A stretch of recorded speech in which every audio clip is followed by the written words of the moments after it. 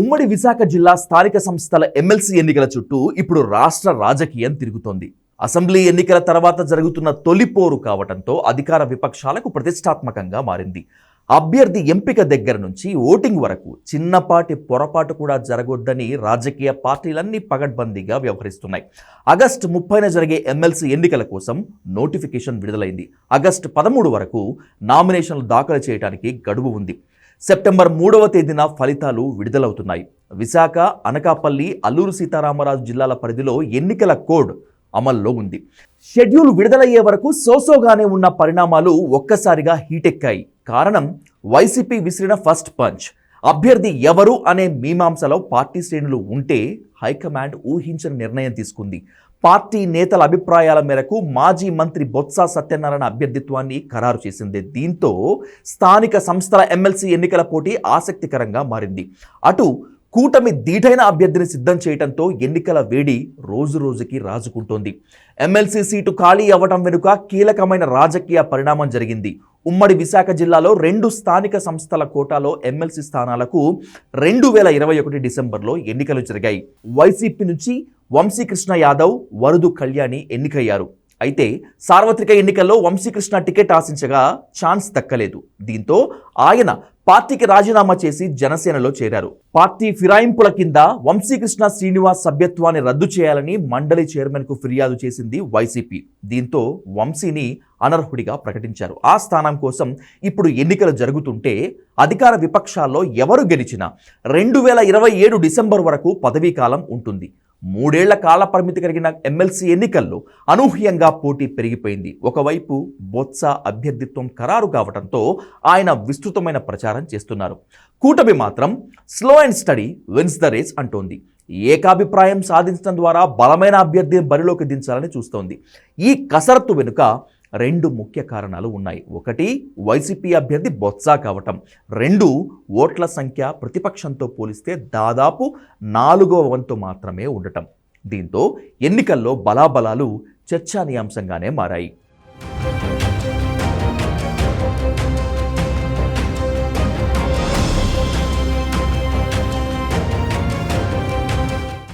విశాఖ స్థానిక సంస్థల quota MLC ఓటర్లు 838 మంది. వీరిలో ఎంపీటీసీలు 636, జెడ్పీటీసీలు 36, జీవీఎంసీ కార్పొరేటర్లు 97, నర్సీపట్నం, యలమంచలి మున్సిపల్ కౌన్సిలర్ల సంఖ్య 53, ఎక్స్ అఫీషియో సభ్యులు 16. ఈ మేరకు ముసాయిదా ఓటర్ల జాబితాను ప్రకటించింది ఎన్నికల సంఘం. మరో 3 ఓట్లు పెరిగే అవకాశం ఉంది. ఈ ఎన్నికల్లో విజయం ఇరు పార్టీలకు ఇజ్జత్గా సవాల్గా మారింది. బొత్సను ఢీకొట్టేందుకు బలమైన అభ్యర్థిని ఎంచుకోవటం ఇప్పుడు టీడీపీ ముందున్న అసలు ఛాలెంజ్. ఆ దిశగా విస్తృతమైన కసరత్తు జరిగింది. చర్చోపచర్చల ద్వారా మాజీ ఎమ్మెల్యే పీలా గోవింద సత్యనారాయణ పేరు దాదాపు ఖరారైందని పార్టీ వర్గాలు చెప్తున్నాయి. పీలాను పోటీ పెట్టడం వెనుక 2 బలమైన కారణాలు కనిపిస్తున్నాయి. ఒకటి, ఆర్థికంగా బలవంతుడు కావటం. రెండవది బీసీ ఫ్యాక్టర్. బొత్స సత్యనారాయణ పోటీ చేయడం ద్వారా తూర్పు కార్పు సామాజిక వర్గం ఓటర్లను ఆకర్షించడం సాధ్యమవుతుందని వైసీపీ భావించింది. దానికి తగినట్లే కాపు నేతలంతా ప్రచారం చేస్తున్నారు. బొత్సను గెలిపించుకోవటం అనివార్యమనే దిశగా ఆలోచనలు సాగుతున్నాయి. దీన్ని బ్రేక్ చేసేందుకు బీసీ అస్త్రం ప్రయోగించాలని నిర్ణయించింది కూటమి. అందులోనూ గవర సామాజిక వర్గానికి ఛాన్స్ ఇవ్వటం ద్వారా టీడీపీలో ఈ దఫా అనకాపల్లి జిల్లాకు ప్రాధాన్యత దక్కలేదనే లోటును పూడ్చాలనేటువంటిది ప్రయత్నం. ఇంకా కొన్ని పేర్లు పరిశీలనకు వస్తున్న ముఖ్య నాయకత్వం అంతా పీలా అభ్యర్థిత్వానికి మొగ్గు చూపినట్లు తెలుస్తోంది. దీంతో బొత్సను ఢీకొట్టేందుకు పీలా గోవింద్ పోటీ చేయటం దాదాపు ఖరారైనట్లేనని కూటమి వర్గాలు ప్రచారం చేస్తున్నాయి. దీంతో ఎమ్మెల్సీ ఎన్నికల ఓటింగ్ బలాబలాల చుట్టూ ఆసక్తికరమైన చర్చ జరుగుతోంది. ఎక్స్ అఫీషియోలు మినహాయించగా మిగిలిన స్థానాల్లో మెజారిటీ ఓటర్లు వైసీపీకే ఉన్నారు. ఆ బలం 80% వరకు ఉంటుందని నోటిఫికేషన్ ముందు వరకు కనిపించింది.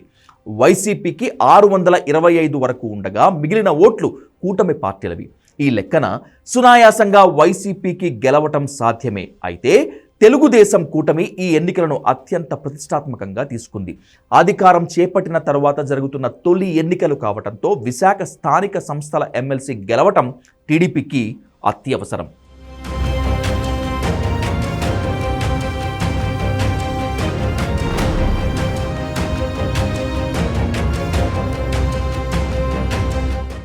వైసీపీ నేతలు తమతో టచ్లో ఉన్నారని, త్వరలో మరిన్ని చేరికలు ఉంటాయని అధికార పార్టీ చెప్తోంది. దీంతో వైసీపీ హై అలర్ట్ అయింది. జగన్ స్వయంగా రంగంలోకి దిగారు. నియోజకవర్గాల వారీగా ఎంపీటీసీలు, జెడ్పీటీసీలతో సమావేశాలు నిర్వహిస్తున్నారు. ఈ ఉప ఎన్నికను జగన్ చాలా సీరియస్గా తీసుకున్నారు. అభ్యర్థి ప్రకటన నుంచి ప్రతి విషయంలో జాగ్రత్తగా అడుగులు వేశారు. వైసీపీ ఓటర్లు కూటమి వైపు చూడకుండా క్యాంపుకు తరలించడంలో చాకచక్యంగా వ్యవహరించారు. ఓటర్లలో కొందరిని బెంగళూరు, మరికొందరిని హైదరాబాద్కు తరలించినట్లు తెలుస్తోంది. ఎన్నికల వ్యూహాలపై రోజు నేతలకు సూచనలు ఇస్తున్నారు జగన్. ఇక అటు టీడీపీ కూడా ఇదే రేంజ్లో యాక్షన్ ప్లాన్ను సిద్ధం చేసింది. ఉమ్మడి విశాఖ జిల్లాలో టీడీపీకి 13 మంది ఎమ్మెల్యేలు, 2 ఎంపీల బలం ఉంది. వైసీపీకి 2 ఎమ్మెల్యేలు, ఓ ఎంపీ ఉన్నారు. 2 పార్టీలు అసంతృప్త ఓటర్లపైనే ఫోకస్ చేయడంతో ఎవరి బలం ఎంత అనే అంచనాకు రావటం కష్టంగానే ఉంది. ఇక బైపోల్ బాధ్యతను రాష్ట్ర పార్టీ అధ్యక్షుడు పల్లా శ్రీనివాసరావు నేతృత్వంలో మంత్రులు అచ్చెన్నాయుడు, పయ్యావుల కేశవ్, గొట్టిపాటి రవికుమార్తో పాటు అనకాపల్లి ఎంపీ సీఎం రమేష్కు అప్పగించినట్లు తెలుస్తోంది. వీళ్ళందరూ విశాఖలోనే ఉండి ఈ 20 రోజులు పనిచేయాలని ఆదేశించారు అధినేత. జిల్లాకు చెందిన మంత్రి అనిత కూడా ఈ ఎన్నిక బాధ్యత తీసుకోవాలని సూచించారు. ఇక్కడకు వచ్చే మంత్రులు ప్రాంతాల వారీగా బాధ్యతలు తీసుకొని పనిచేయనున్నట్లు విశ్వసనీయ వర్గాల సమాచారం.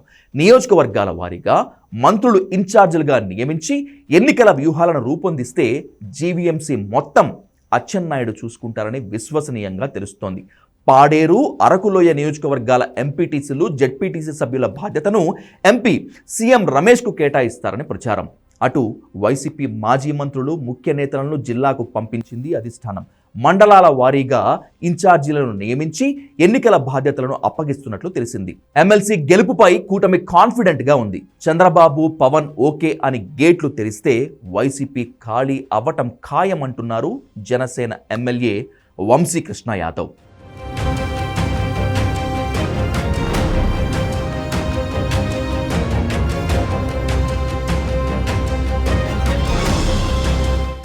ఆత్మ ప్రబోధమా, రాజకీయ జీవితమా? ఇదే ఎమ్మెల్సీ ఎన్నికల్లో ఓటర్ల ముందున్న ఛాలెంజ్.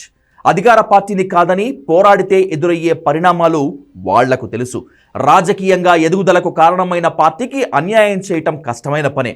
దీంతో ఓటర్ల మొగ్గు ఎటువైపు ఉంటుందనేటువంటిది ఉత్కంఠ రేపుతోంది. ఎమ్మెల్సీ ఎన్నికల్లో ప్రస్తుతం నెంబర్ గేమ్ నడుస్తోంది.